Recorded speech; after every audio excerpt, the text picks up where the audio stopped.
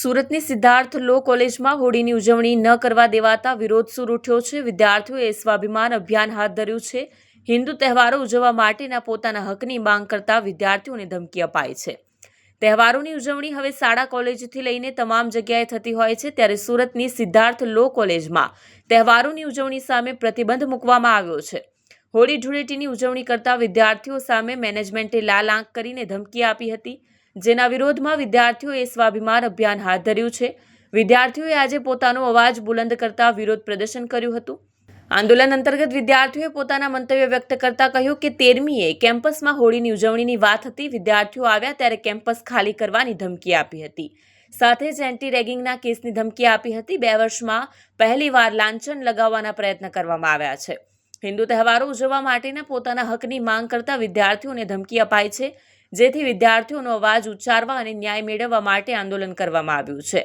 દર્શિત કોરાટે કહ્યું કે સિદ્ધાર્થ લો કોલેજના કાયદા શાખાના વિદ્યાર્થીઓ દ્વારા હિન્દુ તહેવારોની ઉજવણી પર લગાવવામાં આવેલા પ્રતિબંધ સામે સ્વાભિમાન અભિયાન અંતર્ગત શાંતિપૂર્ણ આંદોલન હાથ ધરવામાં આવ્યું છે।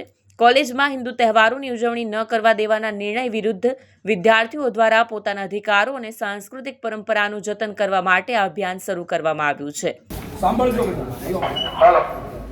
13 તારીખે આપણે બધા દર વર્ષની જેમ જે રીતે હોળી ઉજવીએ છીએ એ રીતે કેમ્પસની અંદર હોળી ઉજવવાની વાત હતી। બધા જ વિદ્યાર્થીઓ ધૂળેટી રમવા આવ્યા હતા।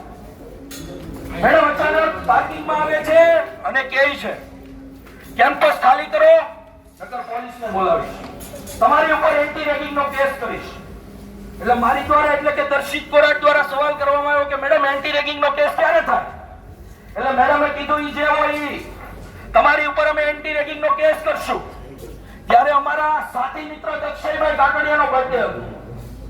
નોર્મલી મેડમને કેક ખવડાવવાના પ્રયત્ન કર્યા કે ભાઈ મેડમ શાંત પડો, અને મેડમ મને એમ કહે છે કેમ્પસ ખાલી કરો નકર છેડતીનો કેસ કરી દઈશ। 2 વર્ષની અંદર મારું નામ દર્શિત કાંતિભાઈ કોરાટ છે। 2 વર્ષની અંદર અને 5 વર્ષના વિદ્યાર્થી નેતા તરીકેના મારા કાર્યકાળની અંદર મારી ઉપર જે લાંછન લાગ્યું છે એ પ્રથમ વખત આ રીતે છે।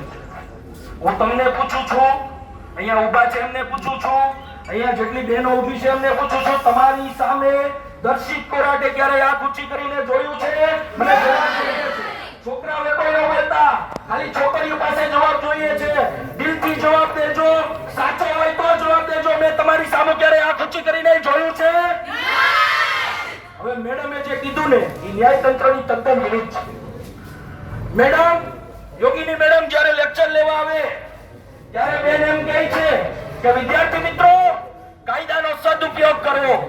આપણે કાયદાને જાણીએ છીએ તો લોકોના ઉપયોગ માટે તેનો ઉપયોગ કરવો, લોકોને ન્યાય મળે તેના માટે તેનો ઉપયોગ કરવો।